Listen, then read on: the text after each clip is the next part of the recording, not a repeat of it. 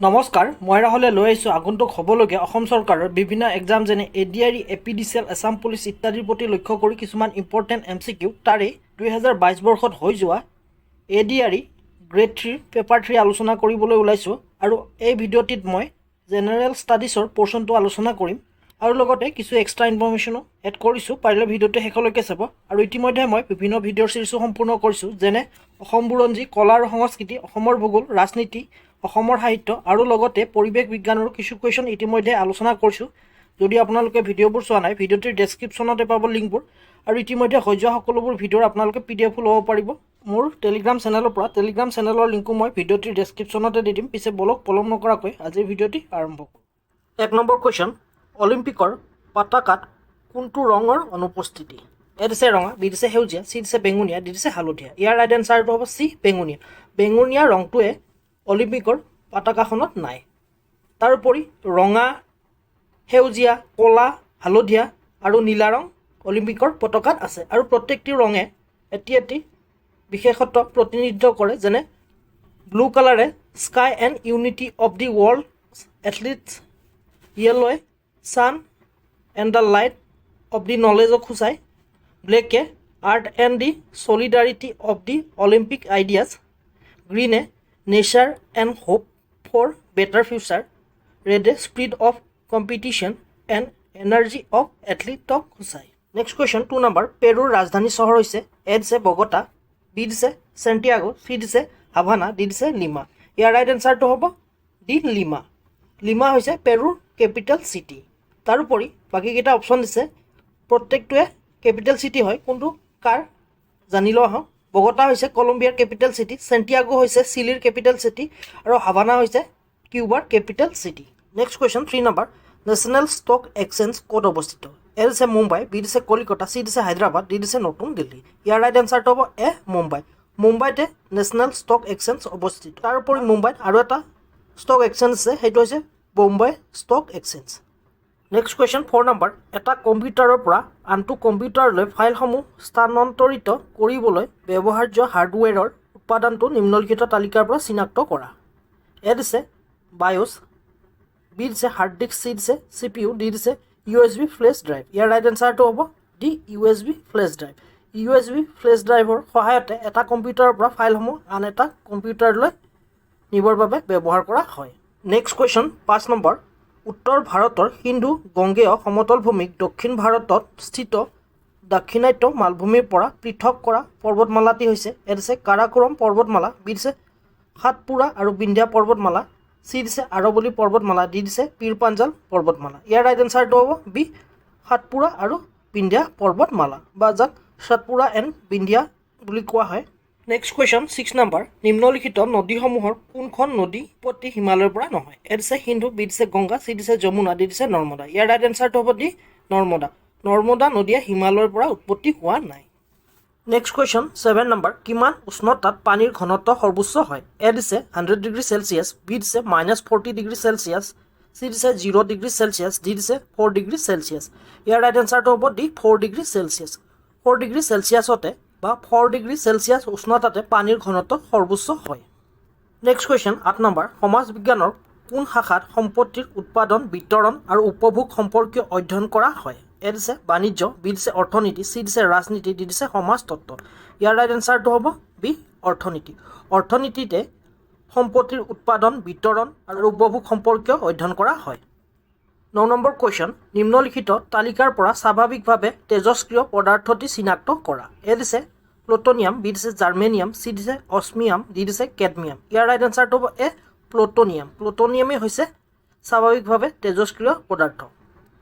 Next question 10 number, volleyball কোৰ্টত প্ৰতিটো পক্ষত কিমানজন খেলুৱৈ থাকে? এ দিছে 5 জন, বি দিছে 7 জন, চি দিছে 6 জন, ডি দিছে 8 জন। ইয়াৰ ৰাইট এনচাৰটো হ'ব চি, 6 জন। ভলীবলৰ প্ৰতিটো কোৰ্টত 6 জনকৈ খেলুৱৈ থাকে আৰু ইয়াৰে খেলুৱৈসকল হৈছে চেল্টাৰত থাকে এজন, আউটছাইড হিটাৰত থাকে 2 জন, মিডল ব্লকাৰত থাকে 2 জন আৰু লিভাৰত থাকে এজন। 11 নম্বৰ কুৱেশ্যন, ভাৰতবৰ্ষত কেইখন ৰাজ্যই সীমা অসমৰ সৈতে স্পৰ্শ কৰে? এ দিছে 9খন, বি দিছে 7খন, চি দিছে 8খন, ডি দিছে 10খন। ইয়াৰ ৰাইট এনচাৰটো হ'ব B, 7খন।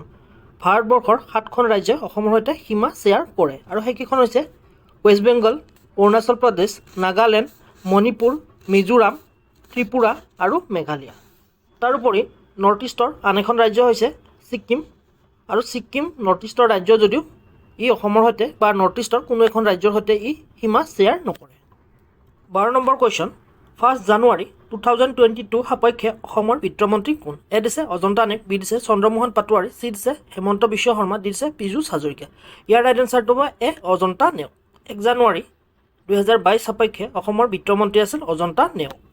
Next question 13 number, 31 March 2022 সাপেক্ষে অসমৰ মুঠ কেইখন জিলা আছে? এ দিছে 34, বি দিছে 35, চি দিছে 33, ডি দিছে 32। ইয়াৰ ৰাইট এনচাৰটো হ'ব বি 35। 31 মাৰ্চ 2022 সাপেক্ষে অসমত 35খন জিলা আছে। তাৰোপৰি অসমৰ জিলাসমূহৰ বিষয়ে অন্য কিছু জানি লওঁ আহক। সকলোতকৈ ডাঙৰ জিলাখন হৈছে কাৰ্বি আংলং আৰু সকলোতকৈ সৰু জিলাখন হৈছে মাজুলী। আৰু পপুলেশ্যন ডেঞ্চিটিৰ ক্ষেত্ৰত কামৰূপ মেট্ৰ' পপুলেশ্যন ডেঞ্চিটিৰ ক্ষেত্ৰত সৰ্বাধিক হোৱাৰ কাৰণটো হ'ল কামৰূপ মেট্ৰ'ত গুৱাহাটী মহানগৰ পৰিছে, সেয়েহে ইয়াৰ পপুলেশ্যন ডেঞ্চিটি অসমৰ জিলাসমূহৰ ভিতৰত সবাতকৈ বেছি। আৰু হায়েষ্ট পপুলেশ্যন নগাঁৱত আছে আৰু লৱেষ্ট পপুলেশ্যন আছে মাজুলীত। নেক্সট কুৱেশ্যন 14 নম্বৰ, নিম্নলিখিত দেশসমূহৰ কোনখন দেশে অসমৰ সীমা স্পৰ্শ কৰে? এ দিছে চীন, বি দিছে নেপাল, চি দিছে ম্যানমাৰ, ডি দিছে ভূটান। ইয়াৰ ৰাইট এনচাৰটো হ'ব ডি ভূটান। ভূটানেই অসমৰ সৈতে সীমা স্পৰ্শ কৰে আৰু ভূটানে অসমৰ BTR বা বড়োলেণ্ড টেৰিটৰিয়েল এৰিয়াৰ ডিষ্ট্ৰিক্টসমূহৰ সৈতে সীমা শ্বেয়াৰ কৰে আৰু BTRৰ ডিষ্ট্ৰিক্টসমূহ হৈছে কোকৰাঝাৰ, চিৰাং, বাক্সা, তামুলপুৰ আৰু ওদালগুৰি। নেক্সট কুৱেশ্যন 15 নম্বৰ, নিম্নলিখিত দলংসমূহৰ কোনখন আটাইতকৈ পূৰ্বত অৱস্থিত? এ দিছে নৰনাৰায়ণ সেতু, বি দিছে শৰাইঘাট দলং, চি দিছে ভূপেন হাজৰিকা সেতু, ডি দিছে কলীয়া ভোমোৰা সেতু। ইয়াৰ ৰাইট এনচাৰটো হ'ব চি ভূপেন হাজৰিকা সেতু। অসমৰ একেবাৰে পূব দিশত ভূপেন হাজৰিকা সেতু অৱস্থিত বা যাক ঢলা শদিয়া বুলিও জনা গৈছিল, কিন্তু ইয়াক ইনগ্ৰেশ্যনৰ সময়ত ভূপেন হাজৰিকা সেতু নামেৰে নামাকৰণ কৰা হৈছে। তাৰোপৰি যদি এইকেইটা চিৰিয়েলি সজাওঁ পূবৰ পৰা পশ্চিমলৈ, ভূপেন হাজৰিকা সেতু হ'ব 1 নম্বৰত, 2 নম্বৰত আহিব কলীয়া ভোমোৰা সেতু যিখন তেজপুৰত আছে আৰু ই সংযোগ কৰিছে তেজপুৰ চহৰক কলিয়াবৰৰ সৈতে। তাৰপিছতে আহিব শৰাইঘাট দলং যিখন গুৱাহাটীত আছে, আৰু একেবাৰে শেষত আহিব নৰনাৰায়ণ সেতু যিখনে বঙাইগাঁও জিলাক গোৱালপাৰাৰ সৈতে সংযোগ কৰিছে আৰু দুখন ঠাই যোগীঘোপা আৰু পঞ্চৰত্নক সংযোগ কৰিছে।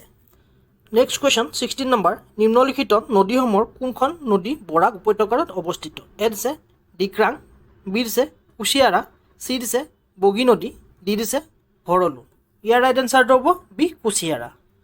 কুচিয়াৰা নদীখনে বৰাক উপত্যকাত অৱস্থিত। এই নদীখন অসমৰ কাৰ্বি আংলঙত উৎপত্তি হৈছে আৰু ই কাছাৰ ডিষ্ট্ৰিক্টৰ মাজেৰে গৈ বাংলাদেশত প্ৰৱেশ কৰিছে। তাৰোপৰি ডিক্ৰাং অৰুণাচল প্ৰদেশৰ এখন মুখ্য নদী, আৰু বগী নদী দিছে বগী নদী লখিমপুৰ আৰু ধেমাজিৰ মাজেৰে বৈ আহিছে। নেক্সট কুৱেশ্যন 17 নম্বৰ, অসমৰ ৰাজ্যিক বৃক্ষ কি? এ দিছে হলং, বি দিছে চেগুন, চি দিছে শাল, ডি দিছে আহত। ইয়াৰ ৰাইট এনচাৰটো এ হলং। হলং হৈছে অসমৰ ৰাজ্যিক বৃক্ষ।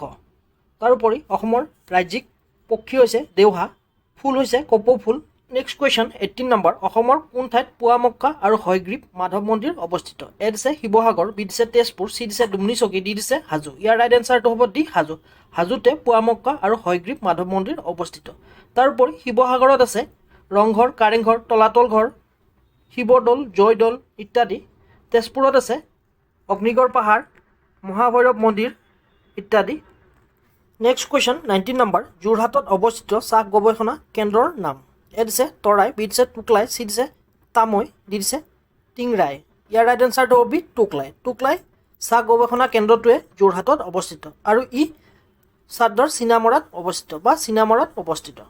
নেক্সট কুৱেশ্যন 20 নম্বৰ, প্ৰথম অসমীয়া কথাছবি হৈছে? এ দিছে ভাইটি, বি দিছে বৰুৱাৰ সংসাৰ, চি দিছে জয়মতী, ডি দিছে ইন্দ্ৰমালতী। ইয়াৰ ৰাইট এনচাৰটো হ'ব চি জয়মতী। জয়মতী হৈছে প্ৰথমখন অসমীয়া কথাছবি যিখন জ্যোতিপ্ৰসাদ আগৰৱালাই আৰু ইয়াক ৰিলিজ দিছিল 1935ত, আৰু ইয়াতে মুখ্য অভিনয়ত আইদেউ সন্দিকৈয়ে অভিনয় কৰিছিল। তাৰোপৰি ইন্দ্ৰমালতী হৈছে ৰূপকোঁৱৰ জ্যোতিপ্ৰসাদ আগৰৱালাৰ দ্বিতীয়খন ফিল্ম আৰু এইখন ৰিলিজ দিয়া হয় 1939ত। আৰু এইখন ইন্দ্ৰ আৰু মালতী দুটা মুখ্য চৰিত্ৰ আছিল, আৰু এইখন শৰৎচন্দ্ৰ গোস্বামীৰ নভেল বা উপন্যাস ইন্দ্ৰমালতীৰ পৰা লোৱা হৈছিল বা ইন্দ্ৰমালতীৰ ওপৰত ভিত্তি কৰি বনোৱা হৈছিল। তাৰোপৰি অপশ্যন এ দিছে ভাইটি। ভাইটি হৈছে প্ৰথমখন অসমীয়া কালাৰ ছবি যিখন 1972 ৰিলিজ কৰা হয়। 21 নম্বৰ কুৱেশ্যন, স্বৰাজ পাৰ্টি প্ৰতিষ্ঠা কৰা ব্যক্তিসকল এ দিছে ভীমৰাও আম্বেদকাৰ আৰু চৰ্দাৰ বল্লভভাই পেটেল, বি দিছে অৰুণা আশৰাফ আলী আৰু সুভাষ চন্দ্ৰ বোস, চি দিছে ভগত সিং আৰু ৰাজগুৰু, ডি দিছে মতিলাল নেহেৰু আৰু চিত্তৰঞ্জন দাস। ইয়াৰ ৰাইট এনচাৰটো হ'ব ডি মতিলাল নেহেৰু আৰু চিত্তৰঞ্জন দাস। মতিলাল নেহেৰু আৰু চিত্তৰঞ্জন দাসে স্বৰাজ পাৰ্টি প্ৰতিষ্ঠা কৰিছিল 1923 চনত। নেক্সট কুৱেশ্যন 22 নম্বৰ, ভাৰতীয় সংবিধানৰ কোনটো অনুচ্ছেদে ধৰ্ম, জাতি, বৰ্ণ, লিংগ আৰু জন্মস্থান ভিত্তিক বৈষম্যৰ ওপৰত নিষেধ আৰোপ কৰে? এ দিছে অনুচ্ছেদ 25, বি দিছে অনুচ্ছেদ 13, চি দিছে অনুচ্ছেদ 15, ডি দিছে অনুচ্ছেদ 19। ইয়াৰ ৰাইট এনচাৰটো হ'ব চি অনুচ্ছেদ 15। অনুচ্ছেদ 15-এ ধৰ্ম, জাতি, বৰ্ণ, লিংগ আৰু জন্মস্থান ভিত্তিক বৈষম্যৰ ওপৰত নিষেধ আৰোপ কৰে। তাৰোপৰি অপশ্যন ডি দিছে আৰ্টিকল 19। আৰ্টিকল 19 মতে ইয়াত কিছু অধিকাৰ দিয়া হৈছে যেনে ফ্ৰীডম অফ স্পীচ, আৰু আৰ্টিকল 25-ত দিছে freedom of conscience and free profession, practice and propagation of ৰিলিজনৰ বিষয়ে উল্লেখ আছে। Next question 23 number, Mohammad Adil শ্বাহৰ সমাধিস্থল গোল গম্বজ অৱস্থিত এ দিছে বিজাপুৰ, বি দিছে দিল্লী, চি দিছে হায়দৰাবাদ, ডি দিছে ভূপাল। ইয়াৰ ৰাইট এনচাৰটো হ'ব এ বিজাপুৰ। বিজাপুৰতে মহম্মদ আদিল শ্বাহৰ সমাধিস্থল গোল গম্বজ অৱস্থিত, আৰু মহম্মদ আদিল শ্বাহ আছিল 7 নম্বৰজন চুলতানাত অফ বিজাপুৰ, আৰু এই বিজাপুৰ বৰ্তমান কৰ্ণাটকত অৱস্থিত। নেক্সট কুৱেশ্যন 24 নম্বৰ, ভাৰতীয় অসামৰিক বিমান চলাচল মন্ত্ৰণালয়ৰ উদ্যোগত হোৱা উড়ানত এ বৰ্ণটিৰ সম্পূৰ্ণ ৰূপটো কি? এ দিছে আম, বি দিছে এয়াৰ, চি দিছে আকাশ, ডি দিছে এভিয়েশ্যন। ইয়াৰ ৰাইট এনচাৰটো হ'ব এ আম। আৰু এই উড়ানৰ ফুল ফৰ্মটো হৈছে ইউ মিনছ উৰে, ডি মিনছ দেশ, এ মিনছ আম, এন মিনছ নাগৰিক। উৰে দেশ কি আম নাগৰিক। আৰু এইটো লঞ্চ কৰা হৈছিল 2016 চনত, আৰু বিশেষকৈ টিয়াৰ 2 আৰু টিয়াৰ 3 চিটিত ইয়াক লঞ্চ কৰা হৈছিল, আৰু ইয়াৰ জৰিয়তে এয়াৰ ট্ৰেভেল এফৰ্ডেবল আৰু এক্সেচিবল বনোৱাৰ বাবে লক্ষ্য আগত ৰাখিছিল, আৰু ইয়াক লঞ্চ কৰে মিনিষ্ট্ৰী অফ চিভিল এভিয়েশ্যনে। আৰু ইয়াৰ যদি ইংলিছ মিনিংটো চাব যাওঁ, let's the common men fly. Next question 25 number, 10 lakh কোটিৰ বজাৰ মূল্যায়নৰ লক্ষ্যত উপনীত হোৱা প্ৰথম ভাৰতীয় কোম্পানীটো কি? এ দিছে এয়াৰটেল, বি দিছে TCS, চি দিছে ইউপ্ৰ, ডি দিছে ৰিলায়েন্স। ইয়াৰ ৰাইট এনচাৰটো হ'ব ডি ৰিলায়েন্স। ৰিলায়েন্স ইণ্ডাষ্ট্ৰীয়ে ভাৰতৰ প্ৰথমটো কোম্পানী যিটোৱে 10 লাখ কোটিৰ বজাৰ মূল্যৰ লক্ষ্যত উপনীত হৈছে, আৰু ই 2020 চনৰ 11 জুন তাৰিখে ইয়াৰ লক্ষ্যত উপনীত হয়। ৰিলায়েন্সৰ আণ্ডাৰত কেইবাটাও কোম্পানী আছে, Reliance energy, petrochemical, textile, retail, digital service যেনে জিঅ' ইত্যাদি। গোটেইকেইটা মিলাইহে 10 লাখ কোটি টকাৰ বজাৰ মূল্যৰ লক্ষ্যত উপনীত হৈছে। নেক্সট কুৱেশ্যন 26 নম্বৰ, নৃত্যশৈলী আৰু সংলগ্নিত স্থানীয় ৰাজ্যৰ সম্পৰ্কীয় নিম্নলিখিত কোনটো যুগ্ম অশুদ্ধ? ইয়াত কোনটো ভুল ওলাব দিছে? এ দিছে যক্ষাগন তামিলনাডু দিছে, বি দিছে সত্ৰীয়া অসম, চি দিছে মোহিনীঅট্টম কেৰেলা, ডি দিছে ওড়িশী উৰিষ্যা। ইয়াৰ ৰাইট এনচাৰটো হ'ব ইয়াত দিয়া অপশ্যনবোৰৰ ভিতৰত যক্ষগণটোৱে হ'ব ৰাইট, কাৰণ ভুলটো ওলাব দিছে যক্ষগণ হৈছে কৰ্ণাটকৰ, ইয়াতে তামিলনাডু বুলি দিছে, তামিলনাডুৰ নহয়, তামিলনাডুৰ ভৰতনাট্যমহে হয়। তাৰোপৰি সত্ৰীয়া অসমৰ এইটো ৰাইট, ওড়িশী এইটো উৰিষ্যাৰ হয়, মোহিনীঅট্টম কেৰেলা বুলি দিছে, এইটো শুদ্ধ, কেৰেলাৰ আন এটা হৈছে কথকলি। তাৰোপৰি অন্ধ্ৰপ্ৰদেশৰ হৈছে কুচিপুড়ি, মণিপুৰৰ হৈছে মণিপুৰী ইত্যাদি। নেক্সট কুৱেশ্যন 27 নম্বৰ, অসমৰ একমাত্ৰ ৰামচাৰ ক্ষেত্ৰ জলাশয়টি হৈছে? এ দিছে দীপৰ বিল, বি দিছে বৰদলনি, চি দিছে চান্দুবি বিল, ডি দিছে ডিব্ৰু চৈখোৱা। ইয়াৰ ৰাইট এনচাৰটো হ'ব এ দীপৰ বিল। অসমৰ একমাত্ৰ ৰামচাৰ ছাইটটি হৈছে দীপৰ বিল, আৰু ইয়াক 2002 চনত ৰামচাৰ ছাইট হিচাপে ঘোষণা কৰা হয়, আৰু ইয়াক ইম্পৰ্টেণ্ট বাৰ্ড চেঞ্চুৰী হিচাপে 1996 ডিক্লেয়াৰ কৰা হয়, আৰু ইয়াক বাৰ্ড চেঞ্চুৰী হিচাপে অসম চৰকাৰে 1989 ডিক্লেয়াৰ কৰে। আৰু এই দীপৰ বিল আছে কামৰূপ মেট্ৰ' জিলাত বা কামৰূপ মহানগৰ জিলাত, আৰু এই গুৱাহাটীৰ জালুকবাৰীৰ নিচেই কাষতে অৱস্থিত।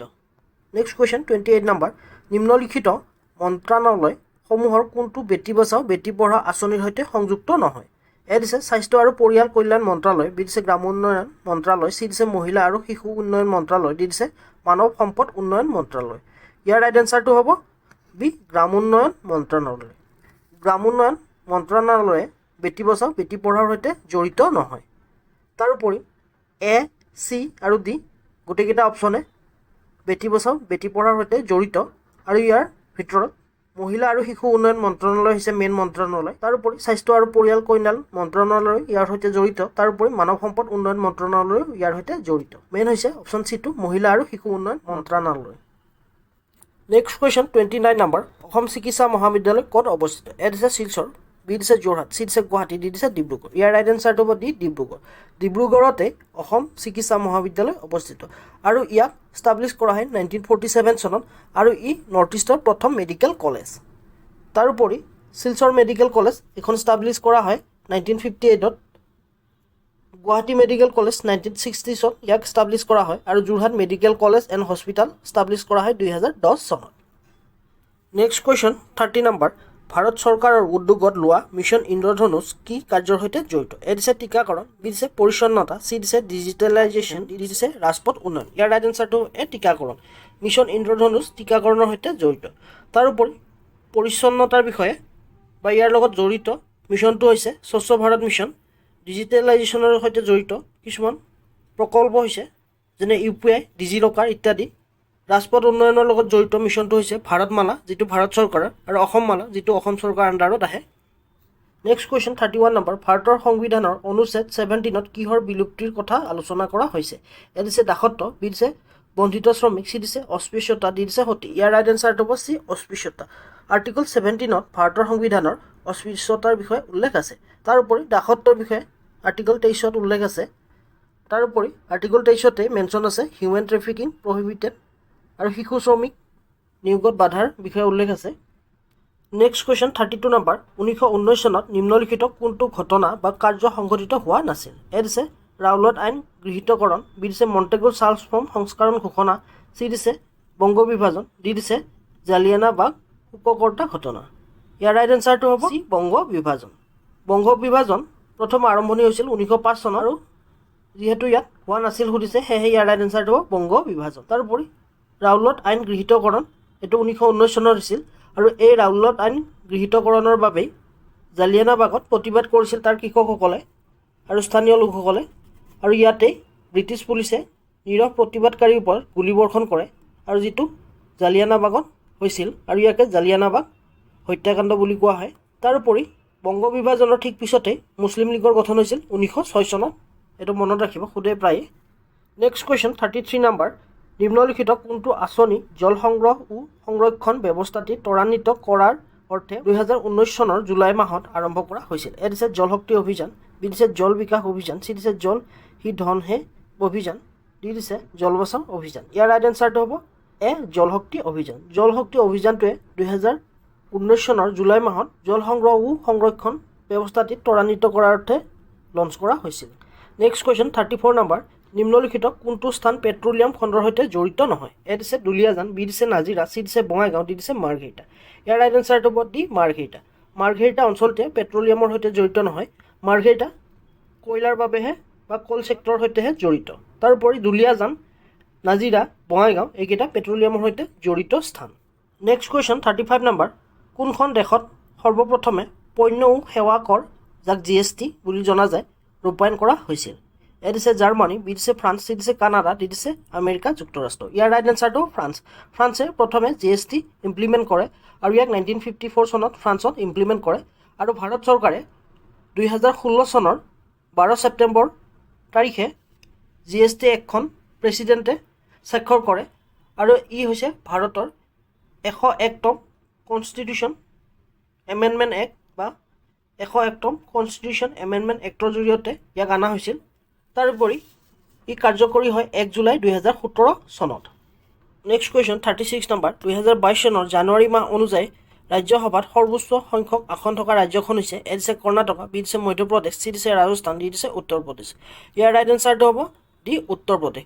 উত্তৰ প্ৰদেশে ভাৰতৰ ভিতৰত সৰ্বোচ্চ ৰাজ্যসভাৰ আসন আছে আৰু উত্তৰ প্ৰদেশত 31খন ৰাজ্যসভাৰ আসন আছে আৰু ছেকেণ্ড স্থানত আছে বিহাৰ। বিহাৰৰ ৰাজ্যসভাৰ মুঠ আসন হৈছে 16খন। নেক্সট কুৱেশ্যন 37 নম্বৰ কোনজন ৰজাৰ ৰাজত্বকালত হিউৱেন চাং ভাৰতত ভ্ৰমণ কৰিছিল? এ দিছে হৰ্ষবৰ্ধন, বি দিছে অশোক, চি দিছে বিষ্ণুগুপ্তা, ডি দিছে সমুদ্ৰগুপ্ত। ইয়াৰ ৰাইট এনচাৰটো হ'ব এ হৰ্ষবৰ্ধন। হৰ্ষবৰ্ধনৰ শাসনকালতে হিউৱেন চাঙে ভাৰত ভ্ৰমণ কৰিছিল। তাৰোপৰি সেই সময়ত অসমত শাসন কৰি আছিল ভাস্কৰ বৰ্মনে আৰু চাউথ ইণ্ডিয়াত শাসন কৰি আছিল নৰসিংহ বৰ্মন 1 আৰু ক'বত পাব পাৰে আপোনালোকে নৰসিংহ বৰ্মন II বুলি, আৰু তেওঁ আছিল পল্লৱা ডাইনেষ্টিৰ ৰজা। তাৰোপৰি এই পল্লৱাসকলৰ ৰাজধানী হৈছে কাঞ্চীপুৰম, আৰু ইয়াতে হিউৱেন চাং ভিজিট কৰিছিল। নেক্সট 38 নম্বৰ কুৱেশ্যন, নিম্নলিখিত কোন সংস্থাই ভাৰতবৰ্ষৰ অৰ্থনৈতিক সমীক্ষা বা ইংলিছত ইকনমিক ছাৰ্ভে অফ ইণ্ডিয়া প্ৰকাশ কৰে? এ দিছে ৰাষ্ট্ৰীয় উন্নয়ন পৰিষদ বা ইংলিছত নেশ্যনেল ডেভেলপমেণ্ট কাউন্সিল, বি দিছে বিত্ত সংস্থা ইনষ্টিটিউট অফ ফাইনেন্স, চি দিছে ভাৰতীয় পৰিসংখ্যা প্ৰতিষ্ঠান ইংলিছত হ'লে ইণ্ডিয়ান ষ্টেটিষ্টিকেল ইনষ্টিটিউশ্যন, ডি দিছে বিত্ত মন্ত্ৰণালয়, আৰু ইয়াৰ ইংলিছ ফৰ্মটো হৈছে মিনিষ্ট্ৰী অফ ফাইনেন্স। ইয়াৰ ৰাইট এনচাৰটো হ'ব ডি মিনিষ্ট্ৰী অফ ফাইনেন্স বা বিত্ত মন্ত্ৰণালয়ে ইকনমিক ছাৰ্ভে অফ ইণ্ডিয়া প্ৰকাশ কৰে। নেক্সট কুৱেশ্যন 39 নম্বৰ, নিম্নলিখিত কোন শ্ৰেণীৰ অৰ্থনীতিত উৎপাদনশীল সকলো সম্পদৰ মালিকীস্বত্ব ও নিয়ন্ত্ৰণ চৰকাৰৰ হাতত থাকে? এ দিছে সমাজতাত্ত্বিক, বি দিছে পুঁজিবাদী, চি দিছে মিশ্ৰ, ডি দিছে দ্বৈত। ইয়াৰ ৰাইট এনচাৰটো হ'ব এ সমাজতাত্ত্বিক। সমাজতাত্ত্বিক উৎপাদনশীল ব্যৱস্থাতে মালিকীস্বত্ব আৰু নিয়ন্ত্ৰণ সকলো চৰকাৰৰ হাতত থাকে। সমাজতাত্ত্বিক দেশ বা ছ'চিয়েলিষ্ট কিছু কাণ্ট্ৰি হৈছে ৰাছিয়া, চাইনা, ইয়াৰ মালিকীস্বত্ব চৰকাৰৰ হাতত থাকে। বিটো দিছে পুঁজিবাদী বা কেপিটেলিষ্ট কাণ্ট্ৰি হৈছে আমেৰিকা, য'ত উৎপাদন আৰু মালিকীস্বত্বৰ প্ৰায়বোৰ ব্যৱস্থা ব্যক্তিগত খণ্ডক দিছে বা ব্যক্তিক দিছে। আৰু চি দিছে মিশ্ৰ হৈছে ইণ্ডিয়া, য'ত দুয়োটাকে প্ৰাধান্য দিয়া হয়, ব্যক্তিগত খণ্ডকো লগতে চৰকাৰী খণ্ডকো। চ' ইয়াৰ ৰাইট এনচাৰটো এ সমাজতান্ত্ৰিক। নেক্সট কুৱেশ্যন 40 নম্বৰ, নিম্নলিখিত কোনটো স্থানত মহাত্মা গান্ধীয়ে 1942 চনৰ ভাৰত ত্যাগ আন্দোলন আৰম্ভ কৰিছিল? এ দিছে শিৱাজী পাৰ্ক, বি দিছে বাৰবন ষ্টেডিয়াম, চি দিছে আগষ্ট ক্ৰান্তি ময়দান, ডি দিছে প্ৰগতি ময়দান। ইয়াৰ ৰাইট এনচাৰটো হৈছে আগষ্ট ক্ৰান্তি ময়দান। আগষ্ট ক্ৰান্তি ময়দানৰ পৰাই 1942 চনৰ ভাৰত ত্যাগ আন্দোলন মহাত্মা গান্ধীয়ে আৰম্ভ কৰিছিল, আৰু আগষ্ট মাহত হোৱাৰ বাবে এই ময়দানৰ নাম আগষ্ট ক্ৰান্তি বুলি কোৱা হয়। চ' আজিলৈ ইমানে। আশা কৰোঁ মোৰ ভিডিঅ'টিৰ জৰিয়তে আপোনালোকে উপকৃত হ'ব। যদি ভিডিঅ'টি ভাল লাগিছে লাইক কৰিব, কিবা আপগ্ৰেড কৰিবলগীয়া থাকিলে মোক কমেণ্ট কৰি জনাব পাৰে। তদুপৰি আপোনালোকৰ বন্ধু বান্ধৱীয়ে যদি অসম চৰকাৰৰ বিভিন্ন এক্সাম যেনে ADRE, APDCL, আছাম পুলিচৰ প্ৰস্তুতি চলাইছে, পাৰিলে তেওঁলোকৰ সৈতেও ভিডিঅ'টো শ্বেয়াৰ কৰি দিব। আপোনালোকৰ এই সৰু শ্বেয়াৰটোৰ পৰা হয়তো তেওঁলোকে কিছু উপকৃত হ'ব পাৰে। তদুপৰি যোৱাৰ আগতে চেনেলটো ছাবস্ক্ৰাইব কৰিবলৈ নাপাহৰিব। আজিলৈ ইমানে। পুনৰ এটি নতুন ভিডিঅ'লৈ অতি শীঘ্ৰে লগ পোৱাৰ প্ৰতিশ্ৰুতিৰে আজিলৈ ধন্যবাদ।